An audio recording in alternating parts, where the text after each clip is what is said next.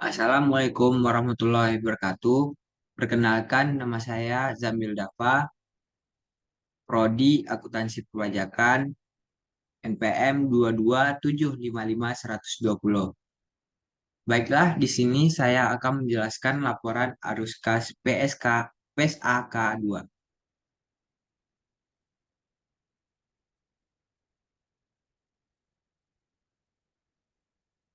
Laporan arus kas yang diatur dalam PSAK 2 yang diatur secara tersendiri, walaupun kewajiban menyajikan diatur di PSK 1 terkait dengan penyajian laporan keuangan.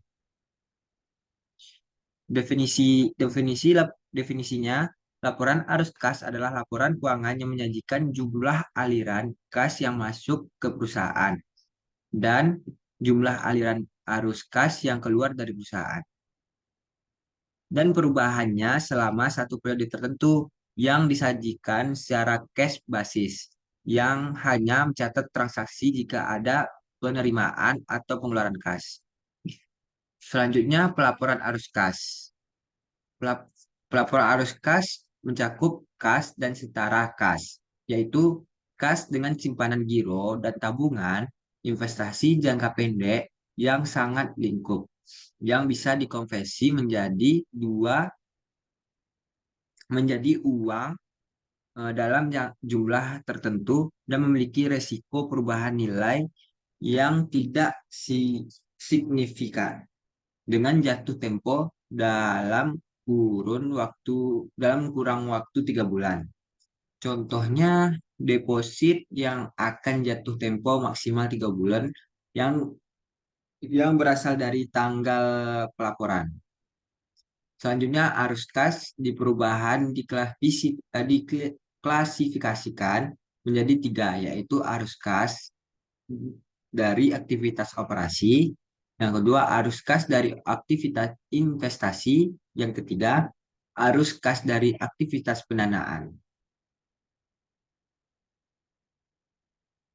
Selanjutnya saya akan menjelaskan manfaat laporan arus kas. Investasi arus kas yang disajikan dalam laporan keuangan dalam rangka pengambilan keputusan yang ekonomi. Satu, kemampuan perusahaan memperoleh kas. Yang kedua, kemampuan perusahaan memenuhi kewajiban. Yang ketiga, menjelaskan laba akuntansi dan laba tunai. Yang keempat, pengaruh kegiatan investasi dan membayar cash atau non-cash terhadap posisi keuangan. Baiklah, selanjutnya, arus kas dari aktivitas operasi, yaitu aktivitas operasi adalah aktivitas penghasil utama pendapatan entitas dan aktivitas lainnya yang bukan merupakan aktivitas investasi dan pendanaan. Contohnya, indokrasivitas indokrasiratitas operasi, yaitu menjual barang-barang maupun makanan. Yang kedua, indikator utama menentukan apakah operasi dapat menghasilkan kas untuk melunasi pinjaman dan melihara kemampuan operasi entitas, membayar dividen, dan melakukan investasi.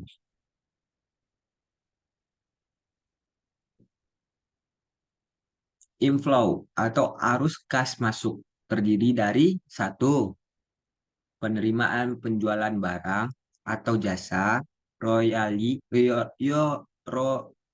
royalti, dan pendapatan lain. Yang kedua, penerimaan dari pendanaan sewa dan restitusi pajak. Dan ketiga, penerimaan dari pemberian untuk bank dan penjualan dari perusahaan efek. Selanjutnya, outflow. Outflow. Arus kas keluar terdiri dari pembayaran terhadap pemasukan barang dan jasa serta karyawan. Yang kedua, pembayaran asuransi serta pembayaran biaya operasi.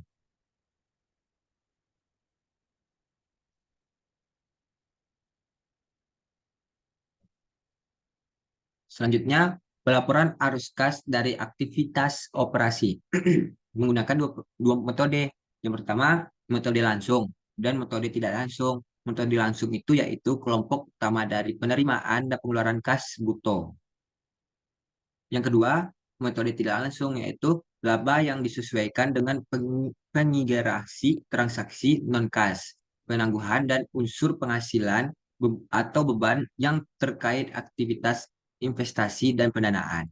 Yang secara langsung dianjurkan melakukan pelaporannya menggunakan metode langsung. Bahan menyusun laporan arus kas dan aktivitas operasi adalah laporan laba rugi, aset lancar, komparatif, selisih antara aset lancar tahun ini dengan tahun sebelumnya, dan liabilitas jangka pendek komparatif. Selanjutnya, saya akan menjelaskan arus kas investasi. Terbagi tiga, yaitu pertama, aktivitas investasi adalah perolehan dan pelepasan aset jangka panjang serta investasi lain yang tidak termasuk setara kas. Yang kedua, mencerminkan pengeluaran untuk sumber daya dan penghasilan kas di masa depan. Yang ketiga, bahan utama penyusun adalah aset tidak lancar komparatif. Inflow yaitu terbagi empat, yaitu penerimaan penjualan aset tetap. Yang kedua, penerimaan kas dari kontak fitur untuk pendanaan. Yang ketiga, penerimaan penjualan. Yang keempat, penerimaan kas dari pelunasan uang muka dan pinjaman dari pihak lain. Outflow itu pembayaran untuk pembelian aset tidak tetap, biaya dibebankan.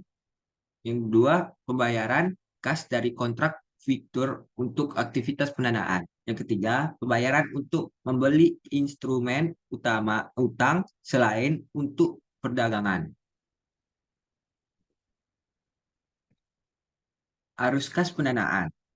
Aktivitas pendanaan adalah aktivitas yang mengakibatkan perubahan dalam jumlah serta kompensasi, kontribusi, modal, dan pinjaman entitas. Memproduksi arus kas masa depan oleh para penyedia modal entitas. Yang ketiga, bahan utamanya liabilitas jangka panjang, komparatif, dan ekuitas komparatif. Inflow itu penerimaan kas dari penerbitan saham, penerimaan kas dari obligasi, wesel, pinjaman jangka pendek, dan jangka panjang. Outflow, pembayaran kas pendanaan pemilik untuk penebus saham dan pelunasan pinjaman. Pembayaran kas oleh les untuk mengurangi saldo liabilitas terkait sewa pembiayaan. Selanjutnya, bunga dan dividen. Arus kas, bunga, dan dividen diungkapkan secara terpisah dan diklasifikasikan secara konsisten. Bunga. Satu, beban bunga dapat disisipkan sebagai arus kas pendanaan. Kedua, pendapatan bunga dapat disajikan sebagai arus investasi. Yang ketiga, dividen. Dividen yang dibayarkan dapat disajikan sebagai arus kas pendanaan. Pendapatan dividen dapat disajikan sebagai arus kas investasi. Terima kasih. Sekian dari saya. Saya akhiri dengan Assalamualaikum warahmatullahi wabarakatuh.